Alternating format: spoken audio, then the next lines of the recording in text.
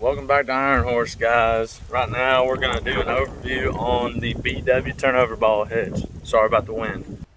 Before we get started, do me a favor, drop a like and a follow and a subscribe. Well, subscribe, this ain't Instagram. Drop a like and a subscribe, and then a comment if you want to. Just give me a shout, tell me where you're from, tell me what you drive, anything fun. I'm always looking for a good time. So here we go. B&W turnover ball in the 98.5 Cummins. If you've watched any of the videos so far, you've seen this old girl. She's a 98.5. She's got the 24 valve, first generation of the 24 valve, automatic 2-wheel drive, and we're gonna go over the B&W, the King of Gooseneck hitches. So right here, it's fully installed, everything like that. I'm basically just overview of what you need to install it and everything like that. So here we go. So first things first, triple and quadruple check that you're buying the right part. Don't get burned on buying the wrong part and everything like that, because there's a lot of these where you have to enter certain information on your vehicle, and if the slightest thing's off, then you're gonna be screwed and you're gonna be pissed. So let's get her going. Sorry about the mess in the back of the truck, but I actually used this thing, so it's gonna be dirty. It ain't a show truck, that's for certain. So right here, got it installed. What you're gonna need is a 4-inch hole saw. Any hole saw from Home Depot or Lowe's will do for you. So that's a 4-inch hole, and she is snug, and that's what you want. Neck hitch will translate to a loose trailer, and that can really end up bad for you down the line. So 4-inch hole saw, number one. Number two, for your shackles, you're gonna want a 1/2-inch drill bit that can drill through steel or iron or aluminum and anything like that. So you're gonna need that to drill the 4 holes for your shackle hooks. All right, now we're underneath the truck. So what you're gonna do first, drill that 4-inch hole. So you're gonna have the measurements given to you in your B&W kit that they're gonna send you of exactly where to drill. So my truck has the 6.5 foot bed. It doesn't have the 8 foot like my old Cummins, but I did the same thing in it with the B&W hitch. So I believe it's 44 3/4 inches. I lost the book, so I don't know where exactly to drill. So make sure you do it on the proper line. Make sure it's centered, because if it ain't centered, your hitch ain't gonna fit. So once you got your hole drilled up front, which is right there, what you're gonna want to do is you're gonna want to put in this rear cross member, and as you can see, it runs over the frame on both sides, and it's a 90-degree angle iron. So you're gonna want to put this one in first. The reason you're gonna want to put this one in first is because the front cross member is just a rectangular piece of steel. This angle iron is not gonna go in if that first piece is in, because you got to have it at like damn near sideways, crossways across the truck to fit it up over your differential, over your gas tank, and go between your shocks on the back. That one's a problem, and then this one's a problem too. So once you got this old boy in here, what you're gonna want to do is you're gonna want to push it all the way back to this bed mount, this bed cross member, and then you're gonna want to put in this front cross member that goes across as well, all the way over your gas tank and to the other side. It is going to be a very tight fit on your gas tank. So this is one of the areas where you're going to need to make triple sure that you bought the right part, because if you didn't, none of this is going to fit. It might fit if you force it, but that's not going to be fun down the line. Now I made the mistake of trying to do this myself, so I did it.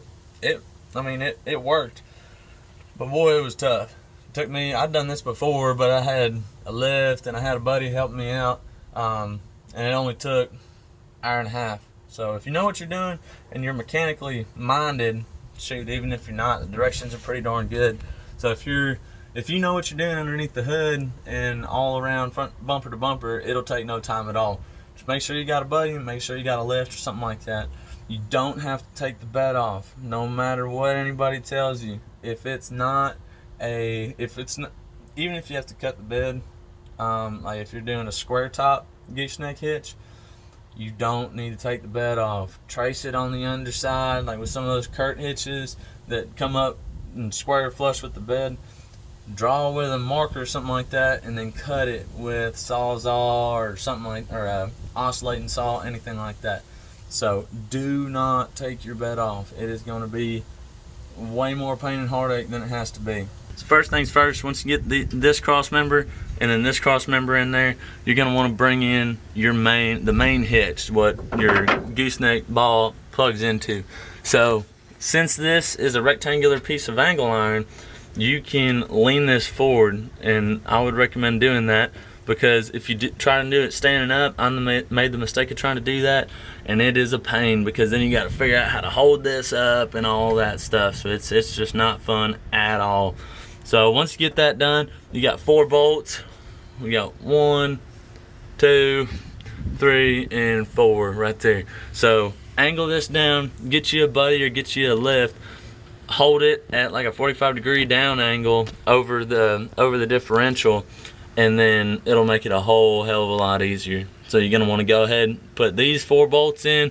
Don't worry about your shackles or anything like that just quite yet. And just an FYI, this bore right here isn't installed when the hitch comes to you. You got to put that in, but it's just 1 bolt. You got to fish it through there, and then I don't know if y'all can see that, it goes on out to the wheel well. Oh, you can see that right there, and that's what changes your hitch, so you can turn over that ball. So once you got those 4 bolts in, what you're gonna want to do is you want to get a buddy. And then what I did was I ran a strap down here to where that ball's turned over, and there's a little clasp in there. I put a strap down in there and had a buddy hold it up. And then you're gonna want to put that bolt, and that bolt in. Just 3 of them, nice and easy. Fish them through. There's no threads that go all the way through to a nut and a lock washer on the back. Make sure you follow the instructions on your nuts and bolts, washers, and lock washers. Once that's in, you're gonna want to make sure that the top of the hitch is flush with that hole. Like I said earlier, it is a tight fit. It will go one way and one way only, and it'll be hell if you try and bolt it up and then try and fish it out. Then while we're underneath here, you have this bolt and this bolt on the inside of your frame rails that connect to the outside of your gooseneck hitch. You got them on both sides. This one's sort of hidden behind these electrical wires, and then this one is tough. It's behind your gas tank, and short of dropping your gas tank, it takes a freaking monkey wrench to get that thing situated so you can crank her down. So alright, let's go out to the outside of the truck. Alright, so this is the right side of your rig, the passenger side. So this is that bolt that goes through the chassis. Sorry, I lost my words for a second. That's that second bolt. Then up here you got 2 bolts. You got this one up here on the front and this one up here on the back. This is the rear cross member, and then that's the front cross member, and it connects to this part of the hitch right here that comes down to your frame rail. So you're gonna want to crank these down nice and good. Torque specs to 90 foot-pounds, I believe. So you can do it without a torque wrench, but I'd recommend getting one. And then we go around to the other side, and it's pretty much the same darn thing. Again, sorry about the wind. First bolt, second bolt back there, third bolt right there, and then 4th bolt. And then here's your latch. You pull out, and then you twist to the side, and then it sticks, and then if you jiggle it just a tad bit, it pulls back with that spring. So turn it over, fixing to haul some cows or haul a car or anything like that. Go on, just grab that, boom, switch it up, toss it down in there, lock it back. So little note, if you got a 2-wheel drive and you got your ball turned over, make sure if you're throwing anything in your bed, make sure that you have clearance when you're driving. So last thing you need is to have this ball turned over, forget about it, and then load some cinder blocks, load a bunch of dirt, or throw another trailer on the back of your rig, and that thing will drop down and it will hit your differential, and it will not be a good day. So either take that out, or if you're throwing a bumper pull trailer on there, flip it up. It ain't gonna hurt nobody, or just stack stuff around it. So that's pretty much it. I'll do another video. We might be picking up another 2500 to pull the horse trailer as well, like if I'm out of town or something like that. If we do, and we need to put a gooseneck hitch in it, Doesn't matter if it's a Chevy or a Dodge. I ain't getting a Ford. I'm not a Ford man. Sorry if that offends any of y'all, but I've worked on too many Power Strokes and just had too many bad experiences, from the 6.0 to the 6.7 to the 7.3. I actually had a 7.3 blow up on me at the Buc-ee's in Dallas one time. Rear main and head gaskets blew at the same time, so that was great. Lost all the oil. Oh boy, those people at Buc-ee's were pissed. I had to clean it up myself. Anyways, I'll do a step-by-step video of the next one that we do. But if you have any questions, either refer to the video. I covered everything that I think I needed. Oh shoot, shackle hooks, sorry. So once you drill your 4 holes for your shackle hooks, you're gonna go underneath, you're gonna throw those down through the holes, and then you're gonna come up underneath here. There's 2 bolts on each one, and then you got these little upside down looking Christmas tree springs, and that's what gives it the tension. So when you pull it up, you got your chains on it, stuff like that, they'll pull right down. So 1/2-inch holes leaves a good bit of wiggle room. I prefer a little bit of wiggle room when it comes to putting stuff in your bed, except for this hitch. So yep, torque specs to 90 foot-pounds, I believe.